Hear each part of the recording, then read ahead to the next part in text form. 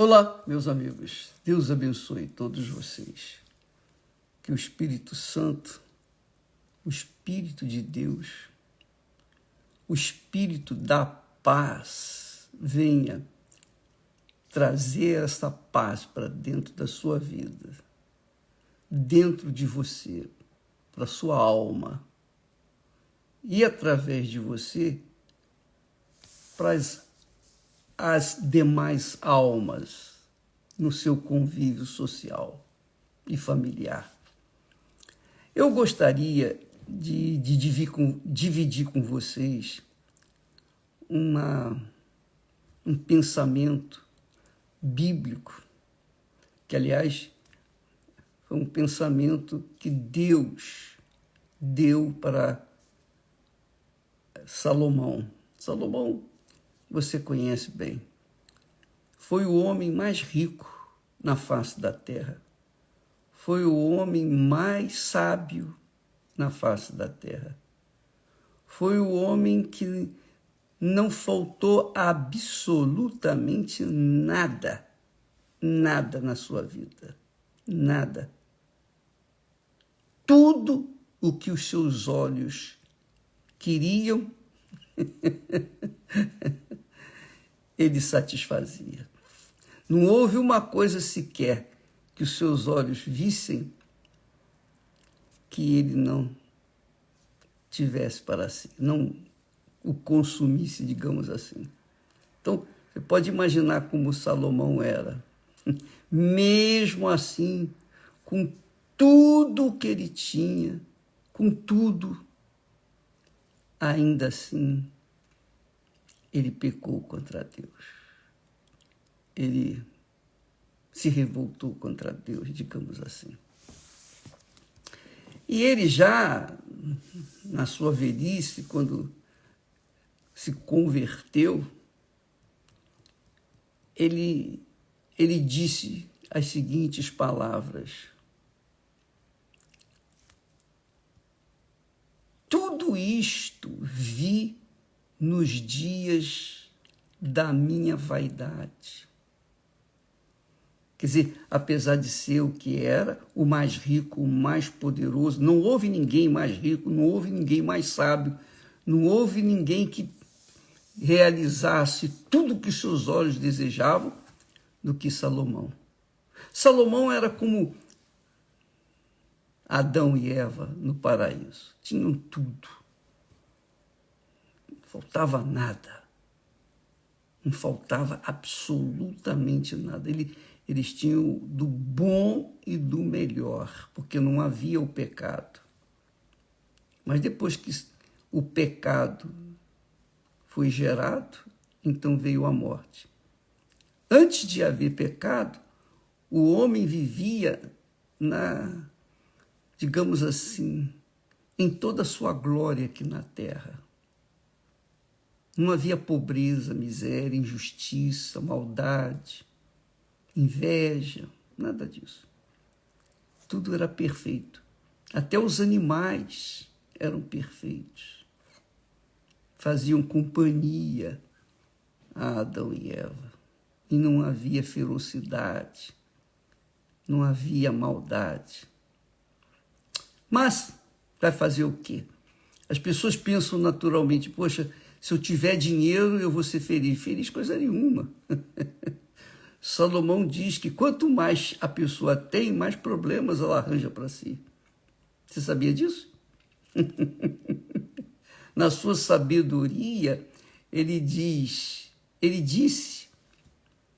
quanto mais a pessoa tem, mais ela vai sofrer, mais ela vai angustiar a sua alma. Mas ele disse assim, um texto que eu achei que você gostaria de saber. Tudo isto vi nos dias da minha mocidade. 2 pontos. O que ele viu nos dias da sua vaidade, melhor dizendo, não mocidade? Tudo isto vi nos dias da minha vaidade, concupiscência,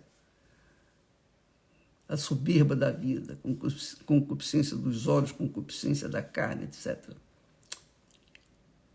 Tudo isto vi nos dias da minha vaidade.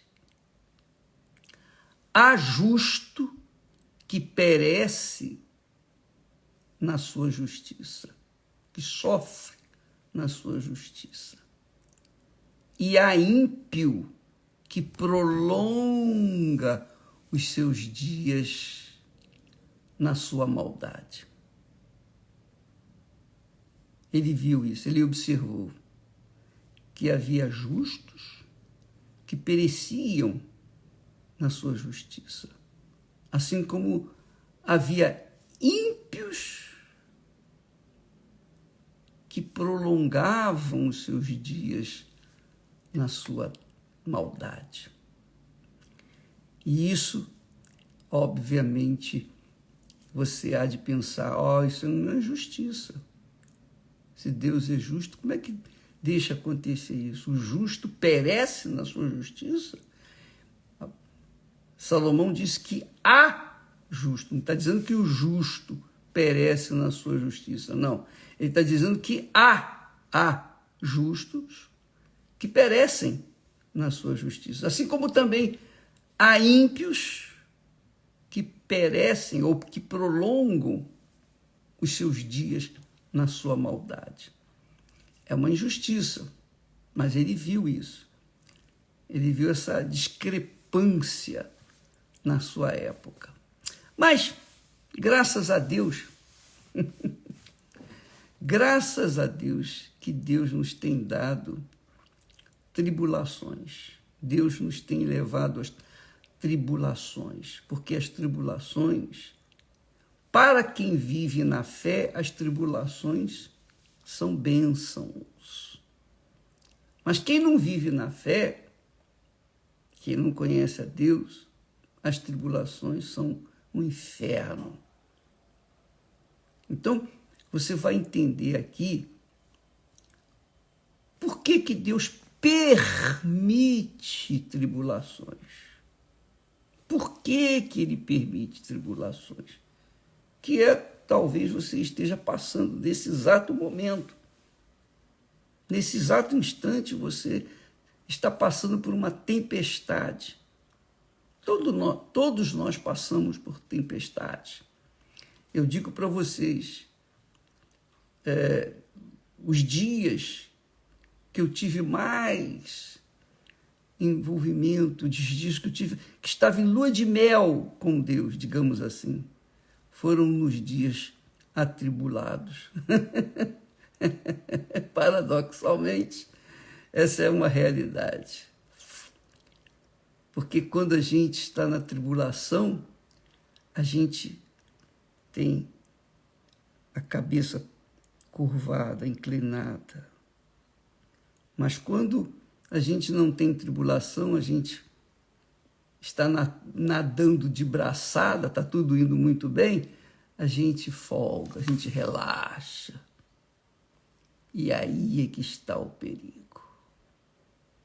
Quando o diabo foi falar com a Eva, ele escolheu o momento em que ela estava sozinha, não quando ela estava junto com Adão. Ele esperou Eva ficar sozinha, porque sozinha seria mais fácil vencê-la. E foi o que aconteceu. Então, amiga e amigo, às vezes quando a gente está relaxado, aí é que está o perigo. Aí é que mora o perigo.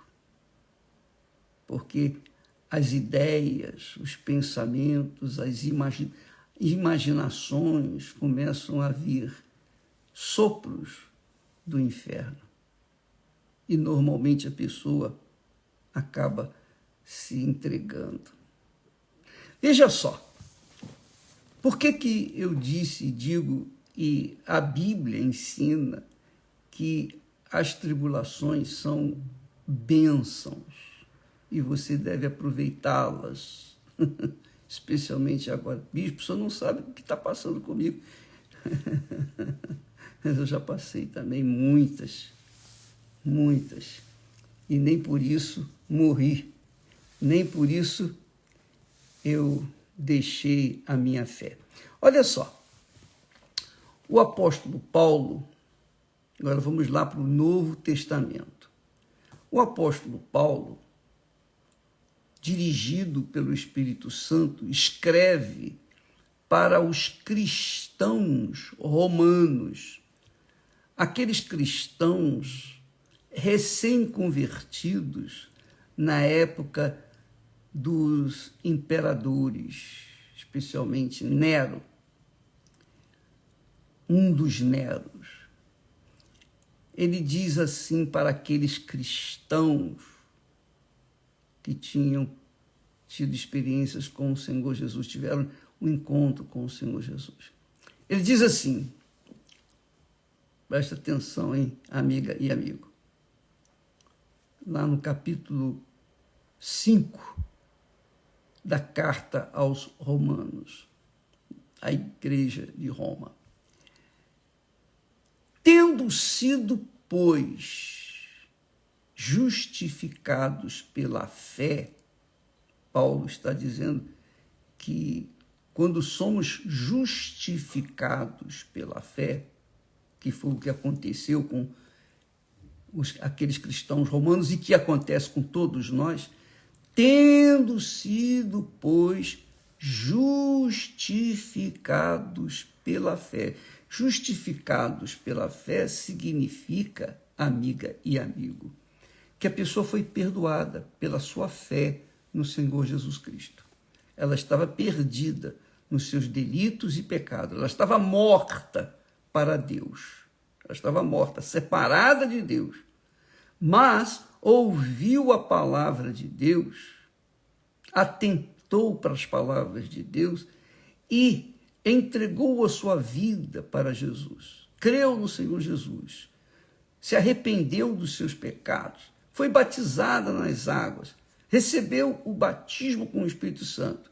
Então, ela foi justificada perante Deus. Quer dizer, os seus pecados desapareceram, foram banidos. Ela estava limpa, então ela foi justificada, quer dizer, absolvida pelo próprio Deus. Isso, quando acontece, ele diz aqui, temos paz com Deus. Quando nós somos justificados pela fé no Senhor Jesus, não é pela frequência na igreja, não é pela religiosidade da nossa parte, muito menos pelas boas obras de caridade. Não, nós somos justos diante de Deus por causa da fé no Senhor Jesus Cristo. Quando cremos que o sacrifício dele foi válido para nós, quando assumimos a nossa fé no Senhor que morreu por nós, morreu sem pecado, para poder carregar o nosso pecado, para tirar o nosso pecado, apagar o nosso pecado. Ele teve que assumir o meu pecado para que eu pudesse ser justo diante de Deus. Porque ninguém é justo diante de Deus. Todo ser humano nasce na injustiça. Todos pecaram. Todos pecaram. A Bíblia fala que, como por um homem entrou o pecado no mundo, também por causa desse pecado entrou a morte, separação de Deus. Assim também, como a morte passou para todos os homens, por isso todos pecaram. Então todos precisam dessa fé no Senhor Jesus para terem os seus pecados perdoados, para serem justos diante de Deus. Deus é o juiz dos juízes, Senhor dos senhores. Para que você seja justa, justificada diante dele, alguém pagou o preço pelos seus pecados, foi Jesus. Se você crê nele, no Senhor Jesus, quando a pessoa crê no Senhor Jesus de verdade, com sinceridade, não meia boca, não é porque frequenta a igreja, não é porque foi batizada nas águas que que teve os seus pecados justificados, não, mas porque morreu para o mundo, morreu para as concupiscências desse mundo, as concupiscências da carne, as concupiscências dos olhos, para subir para as vaidades da vida deste mundo. Então, quando a pessoa verdadeiramente assume uma crença, uma fé, um compromisso, uma aliança, um casamento com o Senhor Jesus, então ela é justificada. Então diz aqui, tendo sido, pois, justificados pela fé, não pelas boas obras, mas pela fé. Tendo sido, pois, justificados pela fé, temos paz com Deus. Temos paz com Deus por nosso Senhor Jesus Cristo. Então, a pessoa diz, eu sou cristã, eu sou da igreja A, B, C, eu pertenço à igreja, eu sou membro, eu sou obreira, eu sou obreiro, eu sou pastor, eu sou bispa, eu sou bispo, eu sou um membro ativo da minha igreja. Mas se você não tem paz, então você não foi justificada. Você ainda está em pecado. Você ainda está perdida nos seus delitos e pecados. Ou seja, você ainda está morta para Deus, porque não foi justificada. A justificação somente acontece quando há uma fé sólida, concreta, palpável, visível. Quando a pessoa tem uma fé no Senhor Jesus Cristo, de acordo com o que está escrito, uma fé prática, então ela tem paz com Deus. Deus é o Pai de nosso Senhor Jesus Cristo. Então, ela tem paz com Deus por causa de que aquela pessoa teve a fé, a entrega da vida para o Filho dele, Jesus. Por isso diz, tendo sido, pois, justificados pela fé, temos paz com Deus por nosso Senhor Jesus Cristo. Quem tem essa paz interior, com certeza, vai ter problemas no lado de fora, que são as perseguições, os ódios, as invejas, dor de cotovelo que muita gente tem, por causa de você ter paz com Deus. Você é feliz. Você é feliz pessoalmente. Você é feliz. Ainda que o seu marido, a sua mulher, os seus filhos, seus pais, seus entes mais queridos não sejam felizes, mas você é feliz. Que coisa gloriosa. É muito forte isso. Então, preste atenção, isso é muito glorioso. Nós temos paz com Deus, com o Pai, por causa de termos a nossa fé viva, atuante, prática no Senhor Jesus Cristo, o Filho dele. E é claro, quem não crê no Filho, como é que o Pai vai justificar? Como é que o Pai vai absolver? Não tem como. Você seria capaz de uma pessoa bate à sua porta e diz assim, olha, dona fulana, seu fulano, olha aqui, eu vim aqui no nome do seu filho, da sua filha. Eu queria que a senhora me ajudasse aí, me desse um prato de comida, por exemplo. Eu perguntaria, você seria capaz de negar? Não, porque veio em nome do seu filho ou da sua filha. E você, claro, imediatamente você vai atender essa pessoa. Mas, se a pessoa vem por si mesma, sozinha, um moribundo qualquer, da vida bate a porta e diz, me dá um prato de comida, você pode dar, como você pode não dar. Você pode ficar com medo, você pode não olhar naquele buraquinho da porta e verificar que não é pessoa conhecida e nem abrir a porta. Mas,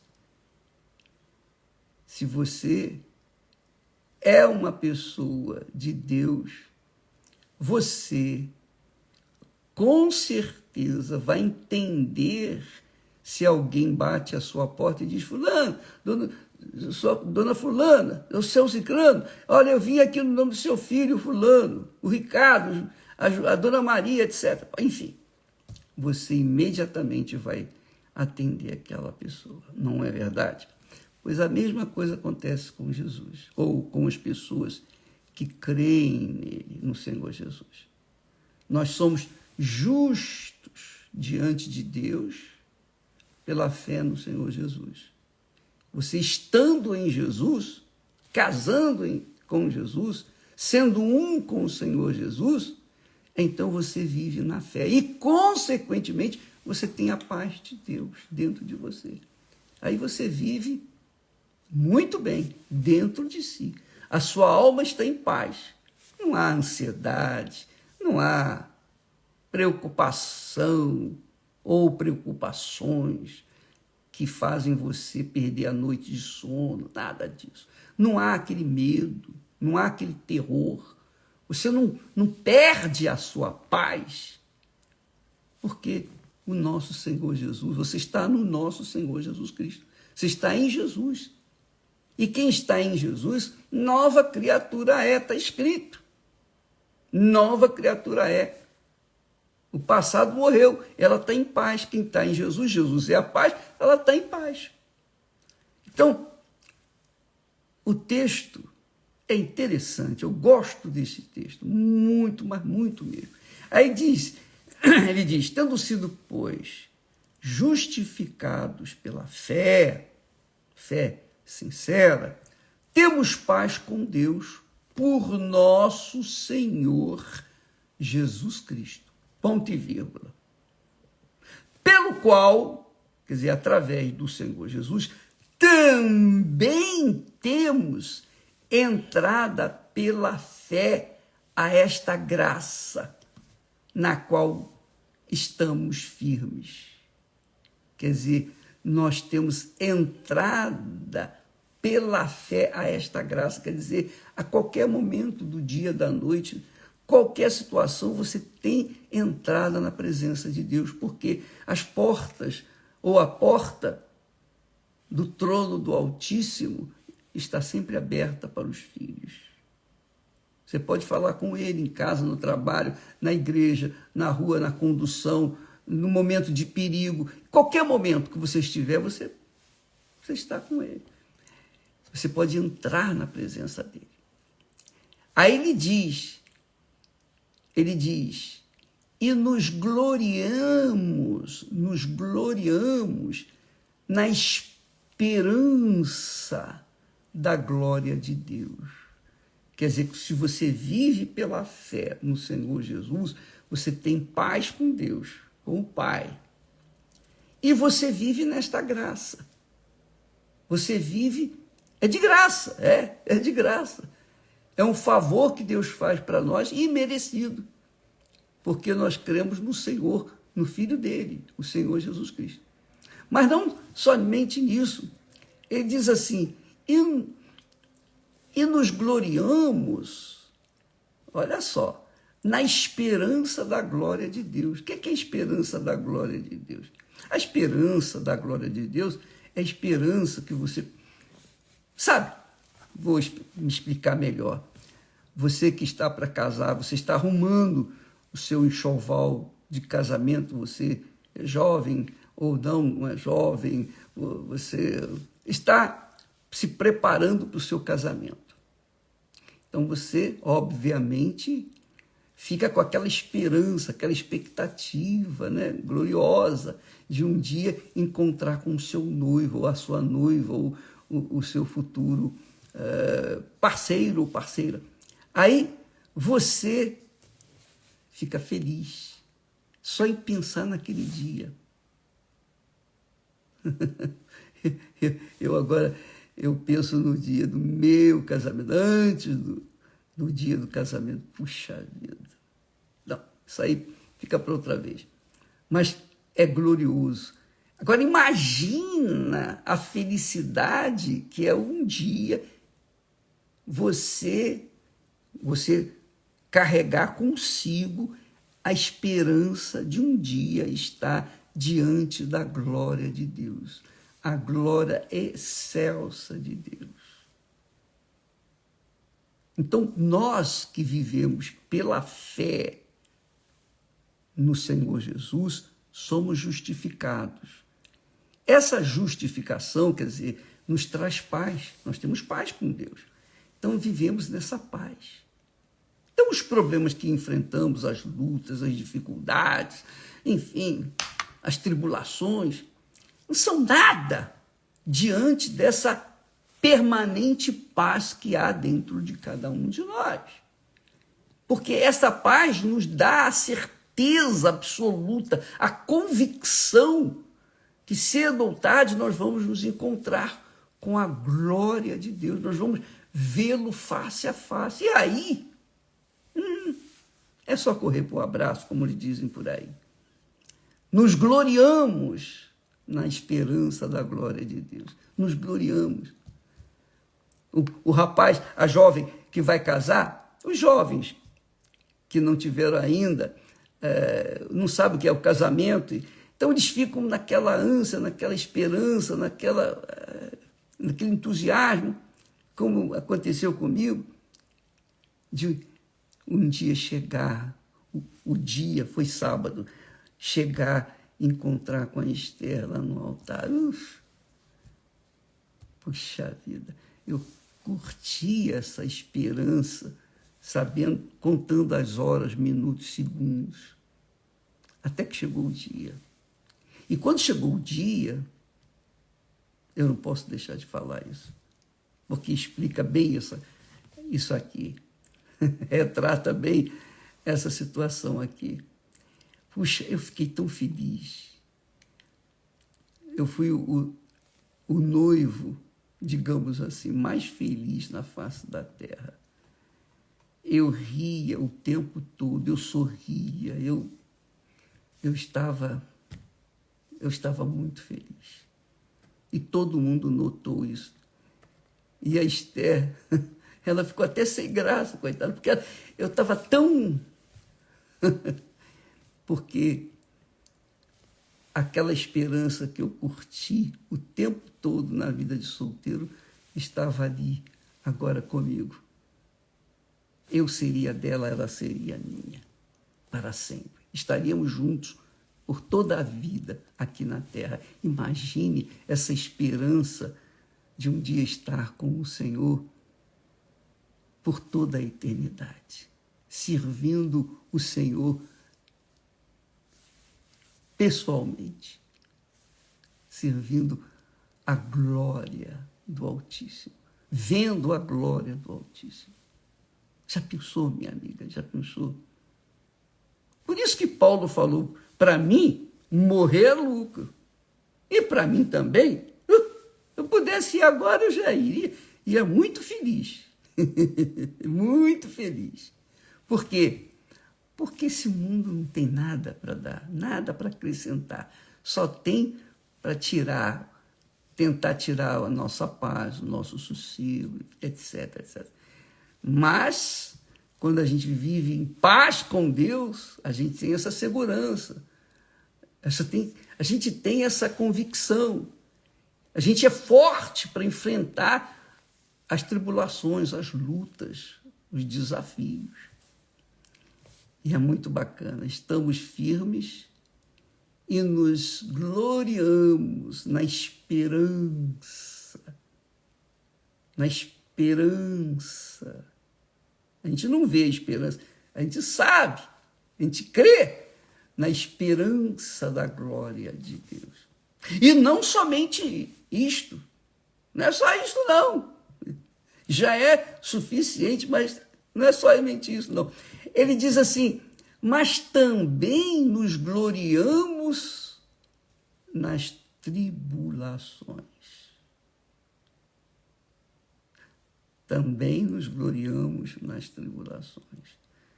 Quer dizer, nós não nos gloriamos apenas naquele futuro eterno da glória de Deus, de estar diante da face do Altíssimo, do Criador, do nosso eterno Pai. Mas também nos gloriamos nas tribulações. Amanhã vamos falar mais a esse respeito. Você deve pegar a sua Bíblia e ler esses primeiros 5 versículos do capítulo 5. Então, Romanos, capítulo 5, versículo 1 até o 5. Leia com sossego. Não leia correndo, não. Não tente ler como se estivesse lendo um livro de romance ou de aventura e você quer saber logo o final. Não faça isso, não. A palavra de Deus, você tem que comê-la, saboreá-la, cada uma. Até mesmo as vírgulas você tem que dar uma pausa. Porque é muito gloriosa. É um alimento sólido para a sua alma. E tenho certeza que a sua alma ficará em paz quando lê esse texto. Romanos, capítulo 5, de 1 a 5. Leia esses 5 versículos, porque é sobre isso que nós vamos continuar falando amanhã. Deus abençoe a todos e até amanhã em nome do Senhor Jesus. Amém.